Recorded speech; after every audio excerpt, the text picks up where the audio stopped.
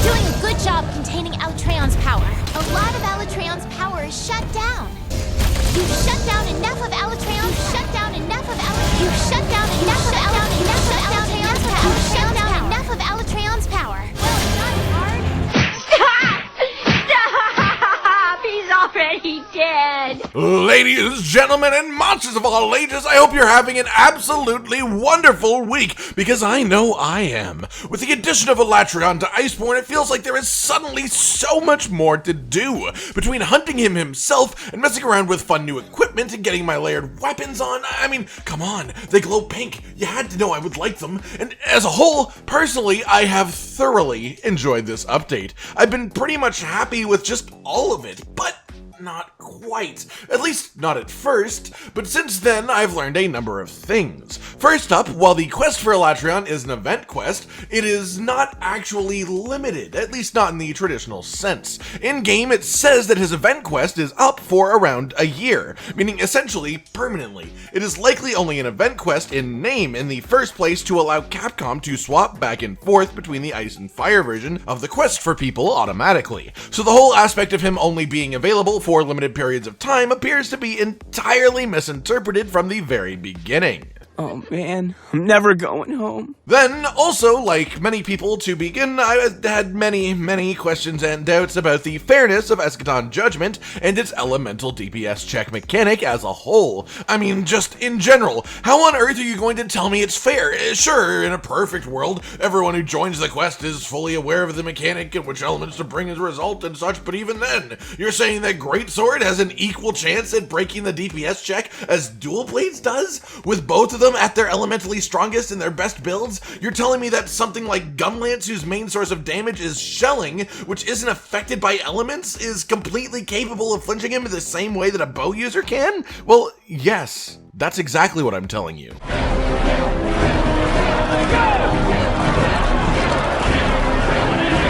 Data miners have found a very interesting and integral piece of information to the Alatreon fight, which is the actual numbers behind the requirements of the elemental flinches. In a solo hunt, the required elemental damage dealt to Alatreon to cause the first flinch is 638. In 2-player, it is 1240, and in 3 and 4-player hunts, it is 1849. Subsequent flinches require approximately 25% more each time.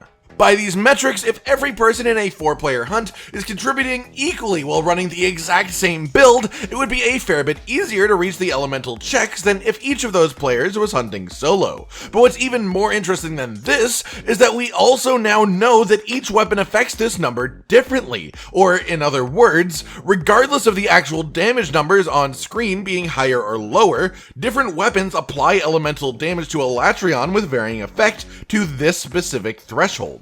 For example, Longsword has a 1x multiplier. It is the average, the standard. It shares this with Hammer, Hunting Horn, Lance, and Charge Blade. The usual suspects. For these weapons, in a solo hunt, they have to deal exactly 638 pure elemental damage to get the first flinch. However, if you use either the Greatsword or Gunlance, you'll notice that you only need to deal 580 elemental damage for the first flinch. In other words, your elemental damage is 1.1 times as effective against Alatreon's threshold. It is 10% more effective than those base weapons at 1x. This doesn't affect the damage number you see on screen. You don't deal more literal damage to Alatreon. His health isn't going down further from your hits than the others from these elemental changes.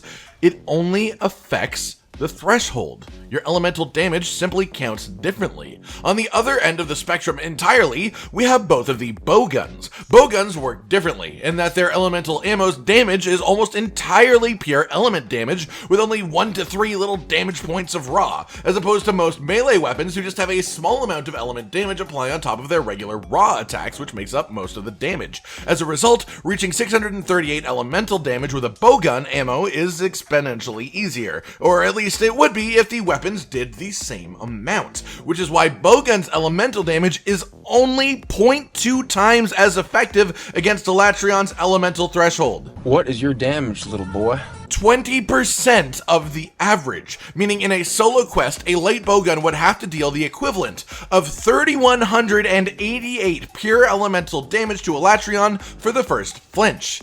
Yeah, Then the remaining weapons all fall in along the spectrum here, the expected weapons having a bit lower multipliers to make it work, and just to clarify it in case it wasn't clear, this means that Alatreon's elemental damage threshold is a completely unique mechanic that functions totally unlike anything else in the game, to the point of each individual weapon even getting its own effectiveness multiplier against it. This mechanic isn't random, poorly thought out, or unfair, it is the exact opposite of all of those. A ton of time, love, effort, and thought went into making this creature function as well as he does, and way too many people are missing all the little behind the scenes stuff like this that really makes this such a fantastic experience and such a fantastic fight. So, naturally, my first thought upon seeing this information is simple. How can I push this as physically far as possible? How many times can you cause an elemental flinch on Alatreon within a single judgment period? And how does this affect the damage of said judgment itself? What a good question. Well, the first question is how we achieve this. Well, there are two possible trains of thought. Either we can go based upon Greatsword or Gunlance, given that they have the highest elemental application modifier against Alatreon's threshold, or we can use Bowgun, believing that the elemental values of element ammo are strong enough to be worth more than heavy weapons, even with the lower modifier. Well, in order to truly reach the limits of the game, to a certain extent, we have to break the game. And as such, I am admitting to you all here that I was naughty. Very naughty. And without telling you specifics, know that I have pumped up the elemental damage of both of these builds to a ridiculous degree, including a number of incredibly powerful set bonuses that have no business being in a set together simply due to how unfair it is. Also because it is literally not possible within the regular confines of the game. Unfortunately though, through testing, the heavy weapon route just did not work at all. When boosting my damage to ridiculous levels, all I achieved was getting a regular amount of elemental flinches, but he also died before the first Escaton Judgement. In simpler terms, the raw damage of each attack is just too damn high anyways. Fucking roll!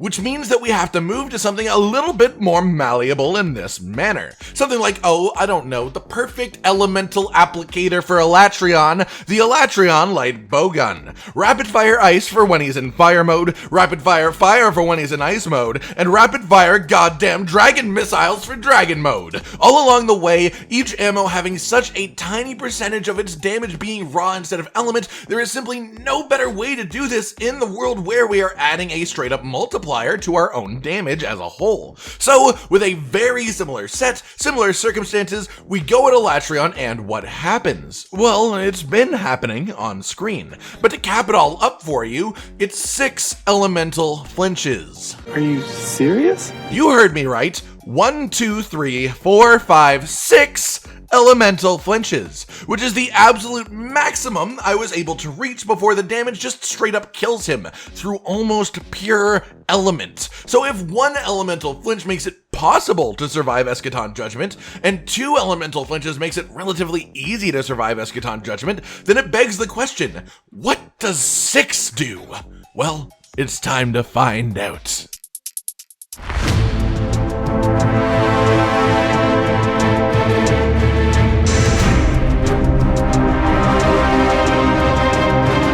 That's right, ladies and gentlemen, a 6 elemental flinched Escaton Judgement does around 3/4 of a full health boosted health bar, which sounds like a tiny amount for Escaton Judgement, but wait a second, that was 6 whole flinches. Shouldn't it be even lower than that? Well, yes, it would be if we lived in a world where there wasn't a cap to the damage reduction of Escaton Judgement. Yes, you can get an unlimited number of element flinches on him as far as him actually toppling over, as long as you don't do enough damage to kill him through it. But they only have effect up to a certain point, and that certain point is 4. 4 flinches will cause the maximum damage reduction on this attack, though it is also worth noting that 4 flinches is only just a tiny amount less damage than 3 flinches, so there are extremely diminishing returns at that point. Basically, the actual usable information from this for the fight itself is that if you hit 3 flinches, you don't even technically need to eat a jerky if you want to just regen the red health. Getting more than 3 flinches is essentially useless, so if for some ungodly reason you need 3 flinches to survive Escaton Judgement because the general store is sold out of jerky or something, you should absolutely not go overboard looking for a 4th flinch. Focus on other damage. 3 is more than enough. As a whole, what all this information truly means is that Alatreon is just way deeper than any of us initially gave him credit for. Anyone complaining about him, honestly, just either doesn't understand his mechanics completely or is salty. Not that I would blame anyone for either one, given that completely understanding his mechanics takes quite the deep dive, and failing a quest where you've been otherwise perfect for 15 minutes because you failed an elemental damage check sucks. That would make anyone salty. But the reality is that you are capable of beating this fight. You are capable of soloing this fight. Anyone with any given weapon, assuming that they are willing to play their weapon in an elemental way with an elemental build, anyone is capable of soloing this monster. Maybe the MR requirement for him being MR24 is just a touch too low. I could see an argument for that being reasonable for sure, but as a creature, as a monster, and as a quest, he is fair, and he is excellent in my honest opinion. For the purpose of an endgame monster, a black dragon whose fight actually feels as intense as a black dragon's fight should. Alright everyone, I've been Cotton Dinosaur, and this has been the general interest information about and ridiculous testing of Escaton Judgement. Do you feel better about the fight now knowing this information? Do you, like me, wish that 6 flinches had made the damage only be a slight tickle? If you like the video, subscribe and hit the notification bell for more, and most importantly, ladies and gentlemen, until next time, stay sweet. This is the brand new outro to tell you all the things that you do that we love, so let's start with something simple and say, oh, we love your eyes. When they're watching us play video games, we make a bunch of jokes that are kinda lame, or when they gaze upon our failures as we try to kill the monsters or important news about the kingdom Animalia. Rage, Cotton, and Hollow are all here, talking about the things you want to hear, so if you want to be the first to hear, like and subscribe and the bell and we'll cheer. Some of you are patrons even though we are all the noobs and you're the pros. There's nothing we can do to thank you. No, really, there's nothing we could possibly do. Goodbye.